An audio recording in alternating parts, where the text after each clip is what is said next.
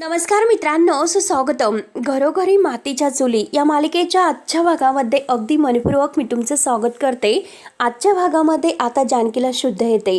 सगळेजण आता डॉक्टर म्हणून आता ओरडतात, डॉक्टरांना आवाज देतात. जानकी फक्त ओवी ओवी आता ओवी अगदी असं म्हणून हुंदके देत आहे. सगळेजण आता खूप आनंदित होतात, कारण आपली जानकी बहिणीपर्यंत जिवंत झाली. तेव्हा मात्र आता ऋषिकेश म्हणतो की जानकी शांत हो, आपली ओवी आहे. आणि सारंग जेव्हा कानाला फोन लावतो आणि हॅलो म्हणतो, परंतु तिकडून फोन कट झालेला असतो. सारंग रडतच म्हणतो फोन कट झाला. तेव्हा आता ऋषिकेश म्हणतो की असं कसा कट झाला, आणि तू बघितलंस ना, अरे ओवीच्या एका आवाजाने आपली जानकी शुद्धीवर आली. तेव्हा तू परत तिला फोन कर. त्यावरती आता सारंग पुन्हा फोन करतो, तर तिने फोन स्विच ऑफ केलेला असतो. सारंग रडत म्हणतो की दादा, अरे हे बघ तिने फोन स्विच ऑफ केला. तेव्हा आता ऋषिकेशला डोळ्यात पाणी येतं. सगळ्यांना मात्र आता धक्का बसतो, कारण ओवीमुळे आज जानकी अगदी जिवंत झालेली आहे. तिचं सगळं काही परत आलेलं आहे. तर सगळेजण रडत आहेत आणि तेवढ्या डॉक्टर धावतच येतात. ऋषिकेश म्हणतो की डॉक्टर बघा, पेशंट जिवंत झाले लवकरात लवकर. किंवा आता जानकीला सलाईन वगैरे आहे तर ती सुरू होते. सगळे काही उपचार तिच्यावर चालू होतात. तेव्हा सगळेजण रडत आहे. सगळ्यांच्या अगदी डोळ्यामध्ये पाणी आहे. आता मात्र लगेच ऋषिकेश डॉक्टरांना सांगतो की हे बघा डॉक्टर, माझ्या जानकीला काही झालेलं नाही. बघितलंस का, माझी जानकी सुखरूप आहे. तेव्हा आता सगळेजण आशेने डॉक्टरांकडे पाहत असतात. सगळ्यांना खूप असा आनंद झालेला आहे. तर आमची जानकी आम्हाला सोडून नाही जाऊ शकत, ती जिवंत आहे. तेव्हा आता डॉक्टर म्हणतात, कारण हा एक खूप मोठा दैवी चमत्कार म्हणावा लागेल. त्यावरती सुमित्रा म्हणते की डॉक्टर, अहो एक आईचं जी काही माया असते तर तोच एक अगदी दैवी चमत्कार असतो. ह्याच आईच्या मायेमुळे आज मात्र येणे मृत्यूला हरवलं. त्यावरती डॉक्टर म्हणतात की हे बघा, मी तुमच्या भावना समजू शकतो, परंतु पेशंटला आता अगदी आरामाची गरज आहे, विश्रांतीची. तेव्हा आता नाना रडतच विचारते की जानकी बाळा तू ठीक आहेस ना. सुमित्रा सुद्धा विचारते की जानकी बाळा तू ठीक तर आहेस ना. सगळेजण जानकीला विचारतात की तू ठीक तर आहेस ना. क्षणभर आम्हाला असं वाटलं होतं की खरंच जानकी तू आमच्यातून कायमची आम्हाला सोडून गेली. तू ठीक तर आहेस ना. त्यावरती आता जानकी फक्त हे बोलत आहे की ओवी कशी आहे. ओवीला आता खरंच शोधून आणले का, ओवी बरी आहेस ना. जानकी फक्त ओवीला आवाज देत असते, ओवी कुठे आहे, ओवी कुठे आहे. ओवीने मला हाक मारली आणि मी माझ्या लेकराला असं उघड्यावर सोडून नाही जाऊ शकत. एका लेकराला मात्र त्याची आई अशी कशी सोडून जाईल. आई लेकीच्या नात्याची जी वीण आहे तर ती घट्ट असते. त्यापुढे मात्र आता कोणीच काही करू शकत नाही. देव सुद्धा काहीच करू शकत नाही. यमाला सुद्धा आता मागे टाकलेला आहे. तेव्हा आता ऋषिकेश म्हणतो की जानकी तू आपल्या ओवीसाठी परत आली ना. आणि हे बघ, मी आज तुला वचन देतो की काही झालं तरी आज मी आपल्या ओवीला परत घेऊन आणेलच. हे वचन माझं तुला असेल आणि हे वचन मी तुला आज देत आहे. तेव्हा आता ऋषिकेशने रडतच जानकीचा हात धरलेला आहे आणि त्याच वेळेस आता सगळेजण रडत आहेत. सगळ्यांना आनंदही झालेला आहे. आनंद अश्रू सगळ्यांच्या डोळ्यामधून येत असतात. आणि त्याच वेळेस आता सारंगच्या मोबाईलवर एक मेसेज वाचतो. आता सारंग रडतच म्हणतो की दादा, अरे मायाचा मेसेज आलेला आहे. तेव्हा मात्र माया आता जो काही मेसेज आहे तो मात्र तिने पाठवलेला आहे. तेव्हा तो मेसेज ओपन केला जातो. सगळं आता मात्र माया म्हणत असते की ओवीचा आवाज तर ऐकला असेल ना. मग तो आवाज आहे तर तो शेवटचा आवाज असेल असं व्हायला नको, म्हणून माया त्यांना ओवीच्या जीवाची धमकी देते. आणि जर पोलीस माझ्यापर्यंत पोहोचले तर ओवी मात्र देवाघरी पोहोचेल अशी धमकी मात्र ती आता सगळ्यांना देते. त्यामुळे काही झाले तरी पोलिसांना माझ्याजवळ येण्यापासून थांबवा असे मात्र ती धमकावते. तेव्हा आता सगळ्यांना मात्र ह्या मायाचा खूपच राग येत असतो. नाना तर भयंकर चिडलेले असतात. तेव्हा आता जानकी जोरात ओरडते की ओवी ओवी. त्यावरती ऋषिकेश म्हणतो की जानकी तू काही विचार करू नकोस, मी आहे ना तुझ्या सोबत. ऋषिकेश मात्र आता पेटून उठलेला आहे. काही झालं तरी आपल्या ओवीला परत आणायचं म्हणून आणि त्या मायाला तिच्या पापाची शिक्षा द्यायची. त्यानंतर आता जानकीचा जीव आता काही अगदी ऐकायला तयारच नसतो. फक्त ओवी ओवी अगदी मोठमोठ्याने ती ओरडत असते. त्यानंतर आता इकडे सकाळ झालेली आहे आणि ओवी मात्र डॉलशी खेळत आहे. माया आत येते. माया आतमध्ये येऊन दरवाजा बंद करते, पण तू बिचारी ओवी इतकी नाराज असते. तिच्या डोळ्यातून पाणी येत आहे. ती काही कोणाशी बोलत नसते, फक्त एकटक डोळ्यातून पाणी आणत डॉलकडे पाहत आहे. तेव्हा लगेच माया स्टूल घेऊन तिच्याजवळ बसते आणि विचारते की ओवी, तुला मॅजिक बघायला आवडतं का ग. परतच ओवी म्हणते की हो खूप आवडतं. माया विचारते की म्हणजे समजा आता ही तुझी बाहुली तुझ्याशी अचानक ती बोलायला लागली तर तेव्हा तू काय करशील बरं? आता ओवीही रडत आहे. नाराज होत ती उत्तर देत आहे की पहिल्यांदा मी सरप्राईज होईल, त्याच्यानंतर मात्र मी तिच्याशी खूप असे गप्पा करेल आणि खूप काही बोलेल. त्यावरती आता लगेच माया विचारते की जर तिने काही उत्तर दिले नाही तर ओवी म्हणते की मी तिला परत परत प्रश्न विचारेल. तेव्हा आता माया म्हणते की हो, अशी तू परत परत तुझ्या आईला हाका मारत होती, बोलायला सांगत होती, अगदी तसेच ना. ओवी हो म्हणून मान डोलावते. आता मायाही अगदी थोडंसं तोंड नाराज झाल्यासारखं करते आणि म्हणते की काय ग ओवी, जानकी ताई तुझ्याशी का बोलले नसतील बरं? तू त्यांना इतक्या हाका मारत होती तरी सुद्धा ते रिॲक्ट झाले नाही, याचं तुला वाईट वाटलं का? जे बघ ना हे किती वाईट आहे. तो अगदी जीवाच्या आकांतावाने मात्र आईला हाका मारत होती. तुझ्या आईला मात्र तुझ्याशी बोलायचंच नाही. आता मुद्दाम मात्र ओवीच्या मनामध्ये आईविषयी म्हणजे जानकीविषयी आता काही वाईट साईड भरण्याचा प्रयत्न आता ही करत आहे. तर म्हणजे हे बघ त्या तुला हॅलो सुद्धा म्हटलं नाही, मग जानकी ताई असं का वागले असतील बरं? म्हणजे हे बघ ना अगं, तू तुझ्या बाहुलीशी किती छान गप्पा करत होती, तिच्या हातातील बाहुली घेते आणि बघ ना बाहुलीची काळजी घेते, तिच्या सोबत तू गेम खेळते आणि हे सगळं काही बघून मला असं वाटत होतं त्या जानकी ताई सुद्धा ओवीशी असंच वागत असतील. नाही, खरंच माझी चूक झाली आणि त्यांना तर तुझ्याशी बोलायचंच नाही. आणि हे बघ ना इतक्या दिवसापासून आपण दोघे एकत्र आहोत, मग मात्र मी तुझी एखादी गोष्ट ऐकली नाही, एखादी गोष्ट तुझ्या मनासारखी केली नाही, ती चुकीची रिॲक्ट झालेली आहे. असं कधी मी केलं का तुझ्यासोबत? नाही ना. मग असं वाटत आहे की तुझ्या आईला मात्र ओवी तुझी काहीच काळजी नाही, तिला फक्त आता तिचीच काळजी आहे. ती ओवीला विचारत सुद्धा नाही आणि ओवीशी बोलत सुद्धा नाही. पण अगं ओवी, मी कधी तुझ्याशी असं वागले का? मला बघ ना तुझी किती काळजी आहे. हे बघ आता मात्र तू इतकी शांत आहे, काहीच बोलत नाही, तर ते सुद्धा मी ओळखू शकते.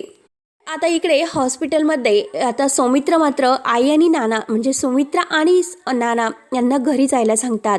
आम्ही तोपर्यंत ओवीचा शोध घेतोय असं म्हणतात. त्यावरती नाना म्हणतात की हे बघा, जे काही तुम्हाला करायचं असेल तर ते सांभाळून करा. किंवा आता सुमित्रा म्हणते की हे बघा, आपल्या ओवीला मात्र त्या मायाने काही करायला नकोय. त्यावरती नाना म्हणतात की हो ना, त्याची काळजी तर घेतलीच पाहिजे. आता सौमित्र म्हणतो की आई तू काळजी करू नकोस, ओवीवर एकही वरखडा येणार नाही. त्यावरती आता सारंग म्हणतो की दादा काही झालं तरी आता पोलिसांना थांबवायचं, कारण ती माया आहे तर ती काही पण करू शकते, आपल्या ओवीच्या जीवाला काही व्हायला नको, त्यामुळे आपण प्लीज पोलिसांना थांबूयात. सौमित्र ऐकायला तयार नसतो. सौमित्र म्हणतो की नाही सारंग, ती दरवेळेस आपल्याला जे काही सांगेल म्हणजे ती वाकायला सांगेल तर आपण वाकायचं नसतं. त्यावरती आता अवंतिका म्हणते की हो सौमित्र एकदम बरोबर बोलत आहे, कारण आता वेळ आहे तिला वाकवण्याची, काही झालं तरी आता शेवटी तिला हार मानायला भाग पाडायचं. त्यावरती आता सारंग म्हणतो की वहिनी त्या मायाचा मेसेज तर तुम्ही ऐकलात ना? त्यावरती सुमित्रा म्हणते की बघ ना सारंग, अरे गेल्या वेळची जी चूक आहे ना ती तू पुन्हा करायला तयार झालास, अरे पुन्हा तू तसंच वागतो का? त्या मायाच्या धमक्यांना तू घाबरतोस. तुझ्यात आणि सौमित्रमध्ये हाच फरक आहे, कारण सौमित्र मात्र मायांच्या धमक्यांना आव्हान म्हणून स्वीकारतोय, तू मात्र तिच्या धमक्यांना घाबरतोस. आता नाना सुद्धा सारंगला म्हणतात की हो सुमित्रा एकदम बरोबर बोलत आहे, सारंग तू इतकं घाबरू नकोस. त्यावरती आता ऋषिकेश हे सर्व ऐकून म्हणतो की हो सारंग, हे बघ आई एकदम बरोबर बोलत आहे, आपण तिच्या धमक्यांना घाबरून जायचं नाही. मायाच्या मनामध्ये पोलिसांची भीती आहे आणि ती भीती घालवण्यासाठी तिने मुद्दाम आपल्याला ही धमकी दिलेली आहे. तर त्यानंतर आता इकडे माया ही ओवीला म्हणते की हे बघ, तुला जसं ह्या बाहुलीच्या मनातील कळतं तसं तू तिला सांगू शकते, आणि जसं मात्र आता तुझ्या मनात काय सुरू आहे तसं ह्या मायाला कसं समजतं, नक्की तुझ्या मनात काय सुरू आहे ते मी सांगू शकते. ओवी नाराज होतच काही असं करून तोंड वाकडं करते. तर माया म्हणते की अगं खरंच बोलते मी, पण आता सुद्धा ओवीच्या मनामध्ये काय सुरू आहे मी सांगू शकते. अगदी ओवीशी प्रेमाने वागण्याचं नाटक करत तिच्या डोळ्यातील पाणी वगैरे पुसते आणि म्हणते की सांगू का? तर आता हुंदके देतच आता ओवी म्हणते की किंवा आता म्हणजे माया लाडात म्हणते की आता आमच्या ओवीला मात्र कोणत्या तरी गोष्टीचं असं टेम्पटेशन होत आहे आणि ती गोष्ट मात्र ओवीची फेवरेट आहे. काय असेल बरं? चॉकलेट किंवा आईस्क्रीम, हो की नाही? बरोबर ना? तेव्हा ओवी हसते आणि खुश होत मात्र ओवी हो म्हणते. त्यावरती आता ती चॉकलेट तर देते. ओवी विचारते की आईस्क्रीम कुठे आहे? त्यावरती आता माया म्हणते की हो मिळणार मिळणार, आईस्क्रीम सुद्धा तुला मिळेल, परंतु अगं मी वाट बघत आहे की तुझी जानकी ताई, तुझे वडील आणि तुझे काका वगैरे कोणीतरी तुला कॉल करतील म्हणून. हे बघ अगं बाकीच्यांचं जाऊन दे, पण ओवी अगं तुझ्या आईला सुद्धा कसं काही वाटत नाही ग? असं कसं होईल बरं? हे बघ मी जानकीताईंना कॉल केला होता, पण त्यांनी साधी चौकशी सुद्धा तुझ्याबद्दल केली नाही, तुला विचारलं सुद्धा नाहीस. किंवा आता ओवी आणखी नाराज होते आणि रडतच मायाला विचारते की माया मावशी, अगं आई असं का वागतेस बरं? मी तर तिला खूप आवडते, मग तरी सुद्धा ती माझ्याशी असं का वागत असेल? त्यावरती आता माया म्हणते की हे बघ अगं ओवी, दीपक मी त्यांना फोन केला होता पण तरी सुद्धा अजूनपर्यंत त्यांचा फोन काही आलेला नाही. आता मात्र मी तुझ्या समोर त्यांना फोन करते बघ, आता एकदा फोन करते. तेव्हा मात्र आता माया मात्र फोन करण्याचं नाटक करते. माया फोन करेल, मायेने फोन काही केलेला नसतो पण तरी सुद्धा ओवी समोर ती फोन घेते आणि फोनवर बोलण्याचं नाटक करते की जानकीताई अहो बघा, ओवीला तुमच्याशी बोलायचं आहे. आणि काय म्हणतात, काय तुम्हाला ओवीशी बोलायचं नाही. आता असं म्हटल्यानंतर मात्र ओवीला धक्का बसतो आणि मुद्दाम मात्र आता जानकी आणि घरच्यांविषयी आता माया ओवीने खूप असं रिॲक्ट व्हावं, घरच्यांची आठवण काढून आहे आणि जानकी जानकी म्हणून रडू नये यासाठी मात्र आता हे मायाचा प्लॅन असतो. ओवीला ती फसवते. तेव्हा आता बिचारी ओवी रडत आहे आणि ती म्हणते की आई आई अगं तू असं का म्हणाली, तुला माझ्याशी नाही बोलायचं का, अगं सांग ना आई तुला माझ्याशी बोलायचं नाही का. ओवी बिचारी आता आकांतावाने रडत विचारत असते. तिला काय माहिती की फोन चुकीचा आहे म्हणून. त्यानंतर आता ही माया लगेच आता मुद्दाम फोनवर म्हणते की जानकीताई अहो ओवी तुम्हाला हाक मारत आहे, प्लीज अहो तिच्याशी थोडा वेळ तरी बोला ना प्लीज. अहो ती तुम्हाला अगदी आठवण काढत आहे तुमची आणि तरी सुद्धा तुम्ही तिच्याशी बोलायला तयार नाहीत. म्हणून माया आता फोन अगदी जानकीने कट केलेला आहे असं आता ओवीला दाखवते. ओवी बिचारी आई आई म्हणून आवाज देत आहे. आता माया खोटं बोलते. माया म्हणते की हे बघ ओवी अगं त्यांनी फोन कट केला आणि हे बघ बाळा सॉरी त्यांना तुझ्याशी नाही बोलायचं वाटतं. तेव्हा आता ओवीला आणखीनच वाईट वाटतं आणि ओवी रडायला सुरुवात करते कारण आई असं का वागत असेल आणि ही माया त्यांच्या मनामध्ये म्हणजे त्या दोघीमध्ये आणखीनच वाद वाढवण्याचा प्रयत्न करत आहे.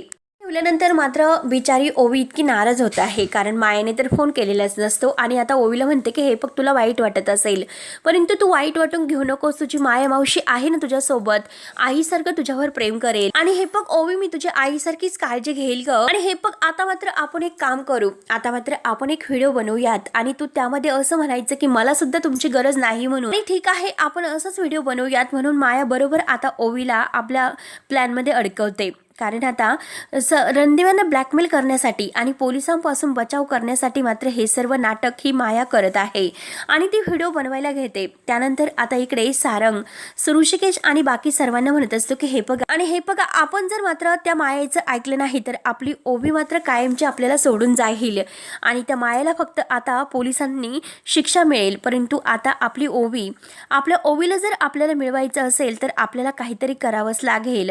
तेव्हा आता हे ऐकल्यानंतर सगळ्यांना मात्र आणखीन धक्का बसतो. जानकी मात्र आता हे सगळं ऐकत आहे, तिला काही कळत नसतं. जानकी भीटी बघत असते आणि आपल्या ओवीची तिला खूप आठवण येत असते. सगळ्यांना ओवीची काळजी लागलेली आहे आणि हे बघ आपल्या ओवीसाठी मात्र आपल्याला शांत बसावं लागेल. त्या मायेला इतकं हलक्यामध्ये घेऊ नका, आपल्याला आपल्या ओवीसाठी शांत बसावंच लागेल. मी जे काही सांगतो ते प्लीज ऐकून घ्या.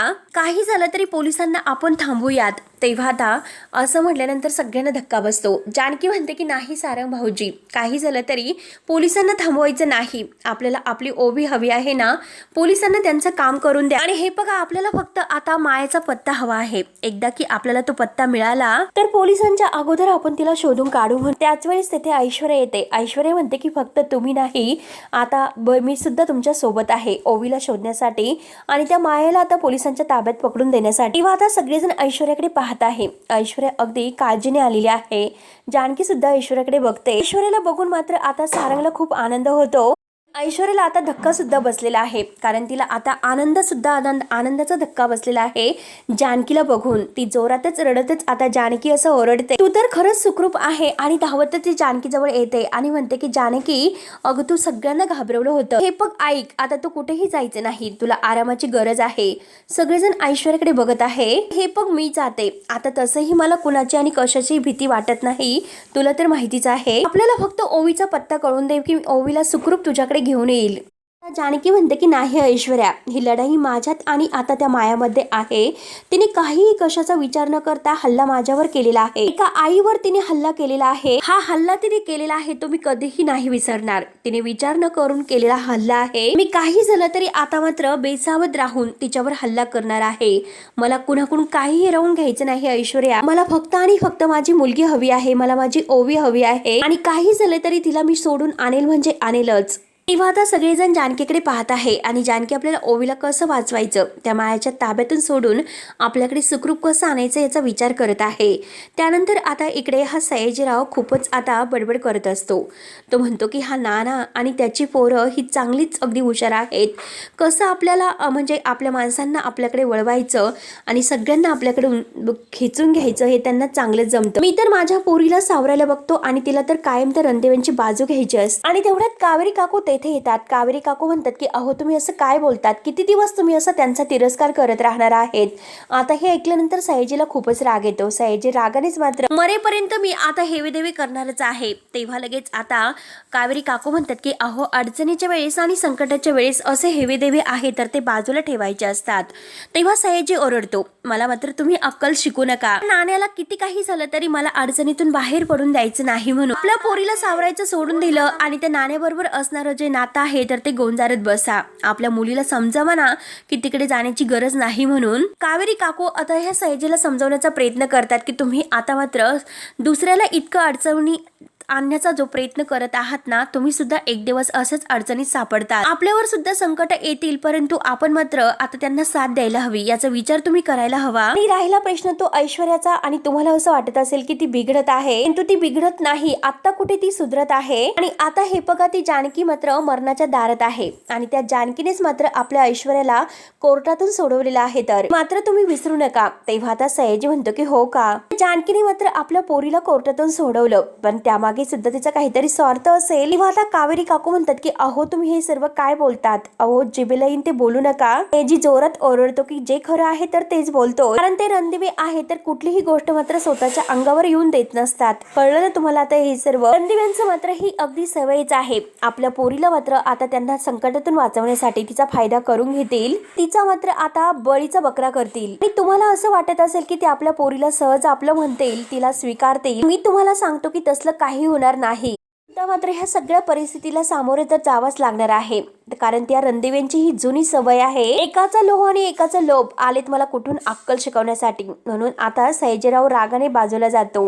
कावेरी काकू समजावण्याचा खूप प्रयत्न करतात परंतु हा सयाजी ऐकायला तयारच नसतो. त्यानंतर आता इकडे इन्स्पेक्टर साहेब मात्र आता इकडे हॉस्पिटलमध्ये आलेले आहेत आणि आता ते जानकीताईंना म्हणतात की जानकीताई हे बघा, आता जो काही ह्या मायाचा जो काही नंबर आहे तर तो आम्ही ट्रॅप केलेला आहे. तर आणि माया मात्र कुठून कुठे गेलेली आहे याची सगळी माहिती आपल्याला मिळालेली आहे. तेव्हा आता हे सर्व ऐकून सगळ्यांना फारसा आनंद होतो आणि त्या रस्त्यावर असणारा जे काही सीसीटीव्ही फुटेज आहे तर ते फुटेज सुद्धा आपल्याला मिळालेलं आहे. तेव्हा मात्र आता ही माया ओवीला घेऊन जेथून ज्या रस्त्यावरून जात आहे तर लॅपटॉप मध्ये ते सीसीटीव्ही मात्र आता सगळ्यांना दाखवलं जातं. सगळेजण ते सीसीटीव्ही बघतात. मात्र आता जानकी एक मिनिट थोडस मागे घ्यायला सांगते आणि तेथे जी सुमन गल्ली आहे ना त्या डावीकडून माया गेलेली आहे असे जानकी सगळ्यांना दाखवते.